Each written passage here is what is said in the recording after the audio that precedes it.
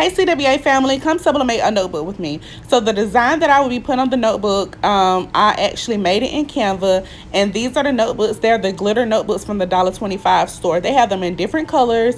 Today we're gonna sublimate this teal, I think that's teal, but they have different colors like lime green, pinks, purple. They have different colors, but they're the glitter notebooks from the $1.25 store. Excuse that plate that's on the floor. I was trying to hurry up and get this video made and upload it on time.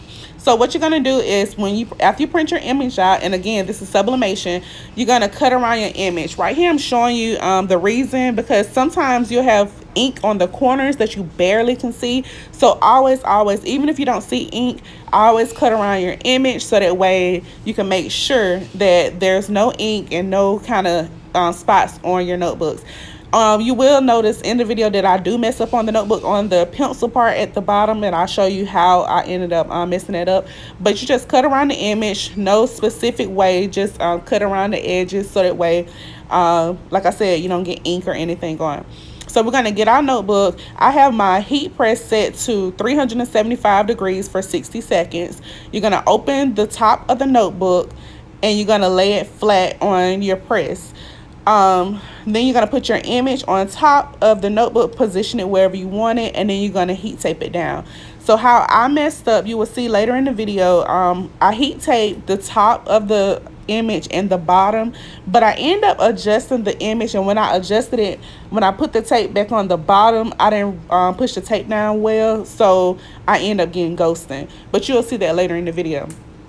Now, I did put parchment paper on my heat press just to be on the safe side. I don't think you really have to do that, but I did put parchment paper, or if you use butcher paper, whichever one. I use parchment paper because it was cheap and I got it from the $1.25 store. But of course, you know, Amazon have butcher paper. I can link it below if you would like.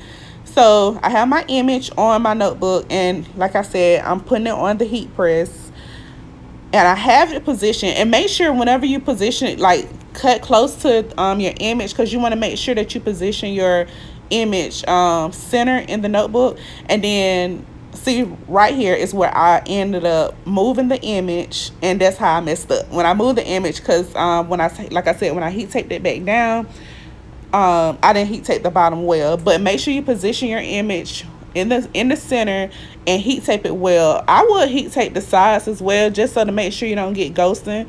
And then you're going to make sure you put butcher paper on top, or parchment paper, whichever one you choose, on top of your image as well. Then you're going to heat tape it, you're going to heat press it for 375 degrees for 60 seconds.